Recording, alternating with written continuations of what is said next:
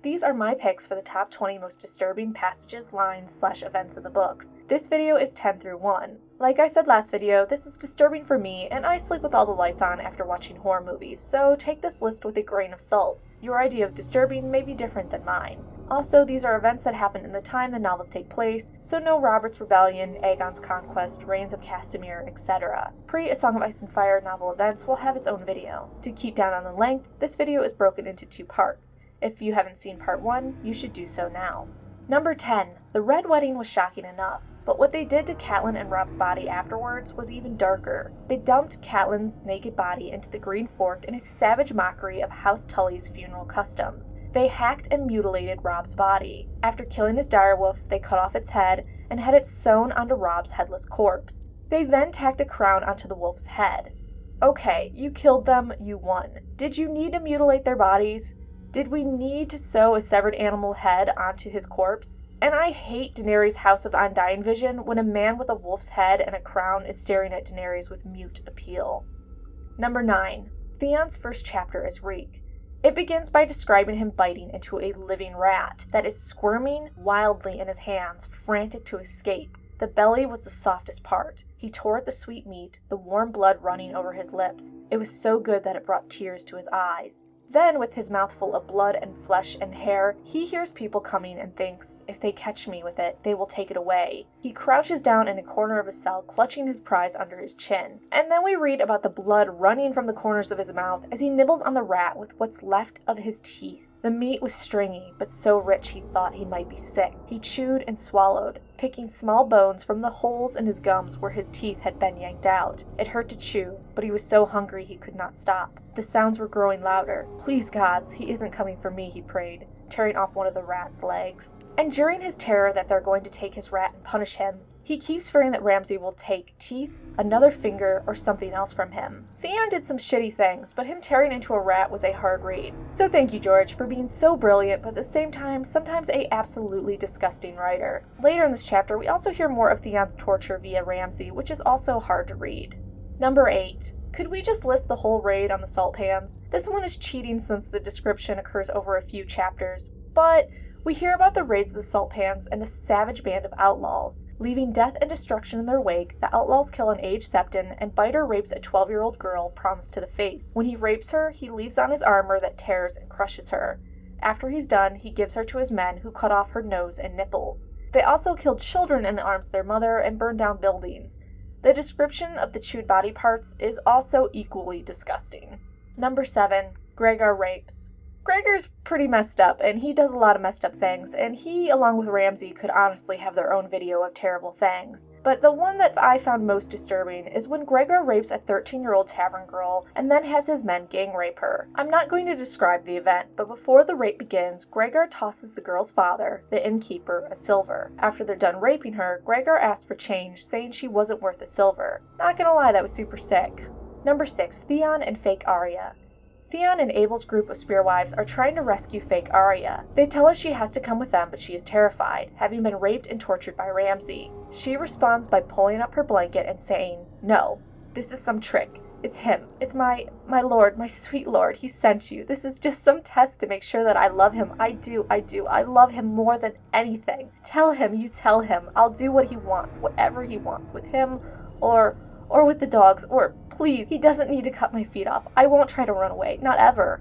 I'm a good girl. They trained me."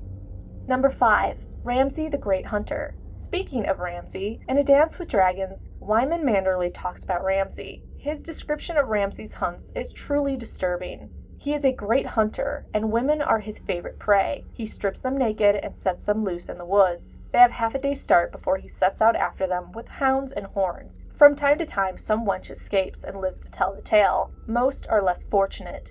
When Ramsay catches them, he rapes them, flays them, feeds their corpse to his dogs, and brings their skins back to the Dread Fort as trophies. If they have given him good sport, he slits their throat before he skins them. Elsewise, it's the other way around. Again, I could probably do a video, 20 disturbing things Ramsay has done or said, but that paragraph alone is just, And it's disturbing because I think about it just not with women, but with anyone. You know, let's say he releases some men into the woods, and he catches them and rapes them and flays them and feeds them to his dog. It's just horrific that he would treat anyone that way. There's nothing redeemable about Ramsay. Number 4. Brianne and Biter.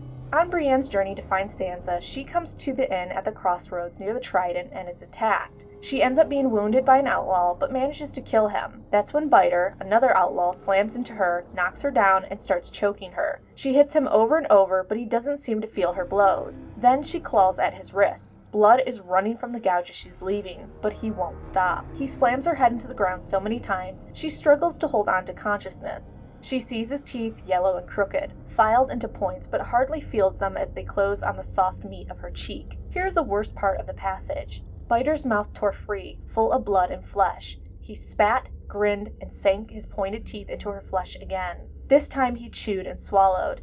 He is eating me, she realized, but she had no strength left to fight him any longer.